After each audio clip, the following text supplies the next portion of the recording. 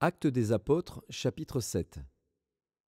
Le souverain sacrificateur dit : « Les choses sont-elles ainsi ?»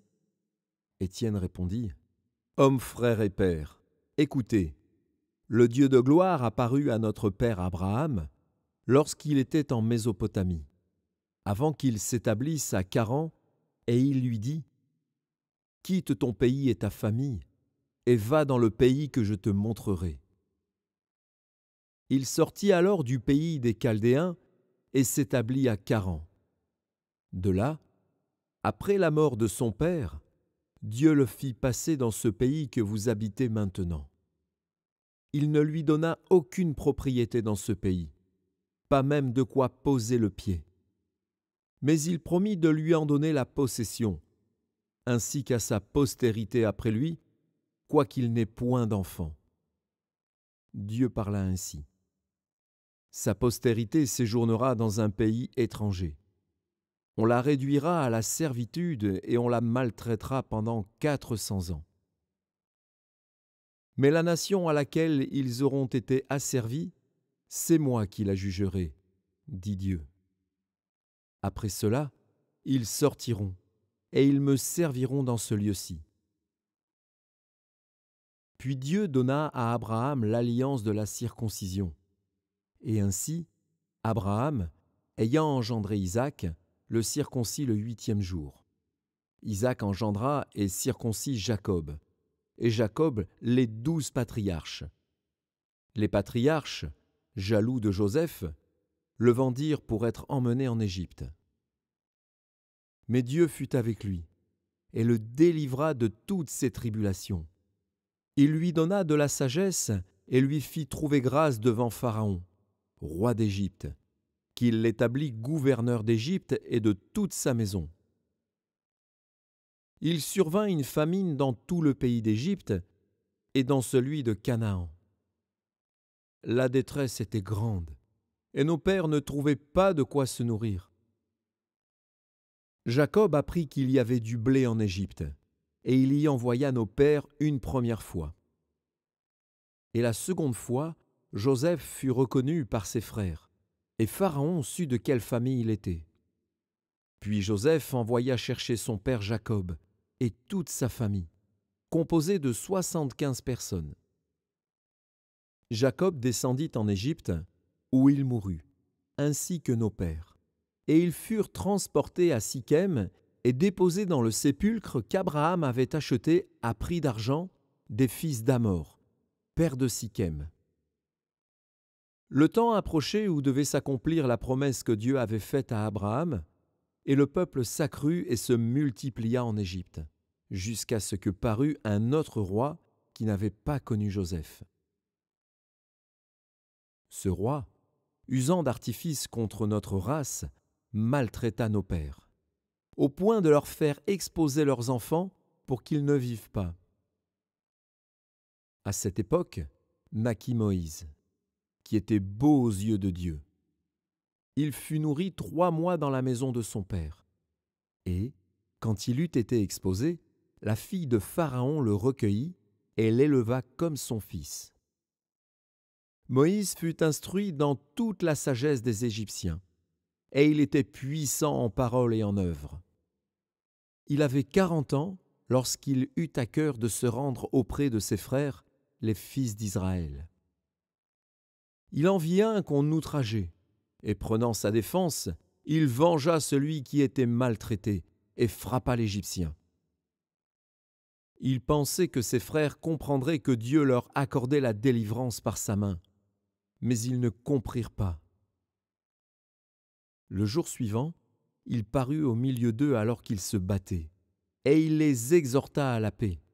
« Hommes, dit-il, vous êtes frères, pourquoi vous maltraitez-vous l'un l'autre » Mais celui qui maltraitait son prochain le repoussa, en disant : « Qui t'a établi chef et juge sur nous ?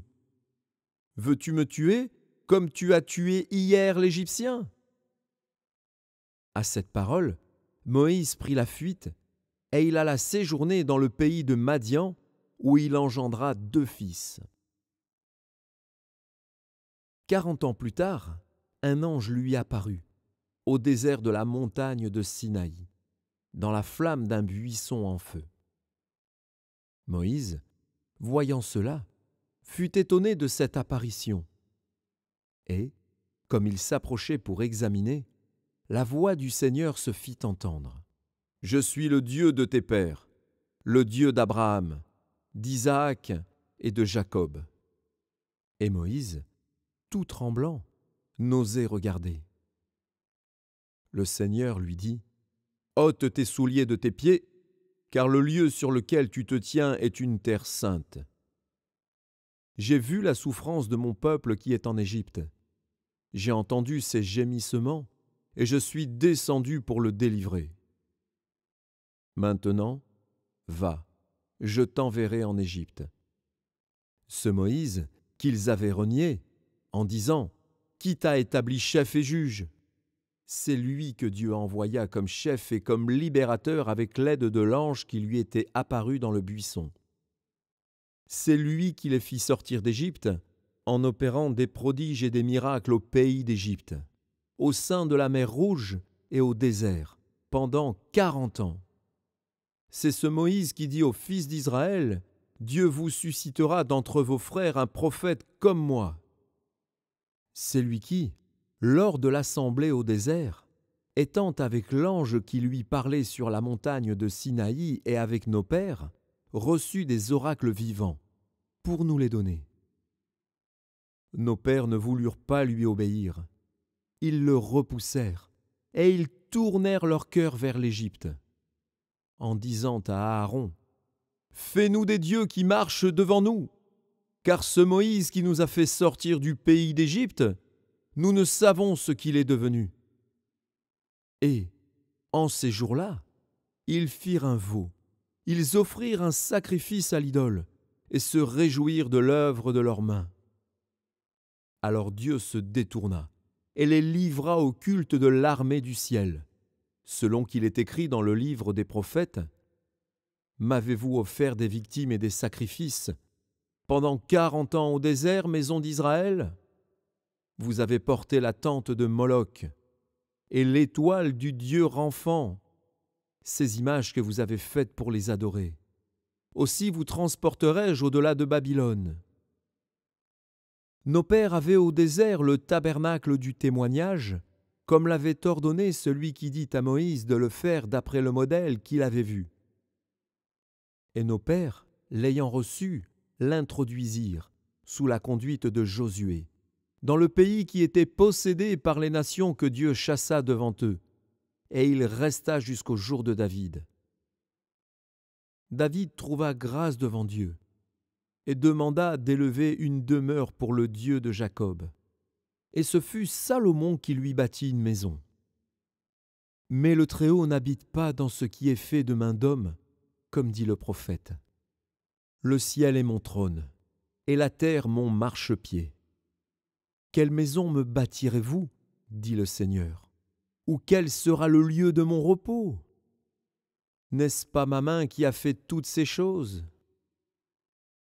Homme au cou raide, incirconcis de cœur et d'oreille, vous vous opposez toujours au Saint-Esprit. Ce que vos pères ont été, vous l'êtes aussi. Lequel des prophètes vos pères n'ont-ils pas persécuté?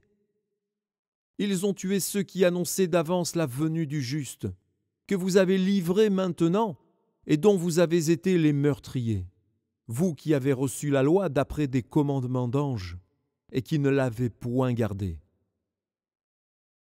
En entendant ces paroles, ils étaient furieux dans leur cœur, et ils grinçaient des dents contre lui. Mais Étienne, rempli du Saint-Esprit, et fixant les regards vers le ciel, vit la gloire de Dieu et Jésus debout à la droite de Dieu. Et il dit, « Voici, je vois les cieux ouverts et le Fils de l'homme debout à la droite de Dieu. » Ils poussèrent alors de grands cris, en se bouchant les oreilles, et ils se précipitèrent tous ensemble sur lui, le traînèrent hors de la ville et le lapidèrent. Les témoins déposèrent leurs vêtements aux pieds d'un jeune homme nommé Saul, et ils lapidaient Étienne. qui priait et disait « Seigneur Jésus, reçois mon esprit !» Puis s'étant mis à genoux, il s'écria d'une voix forte « Seigneur, ne leur impute pas ce péché !» Et après ces paroles, il s'endormit.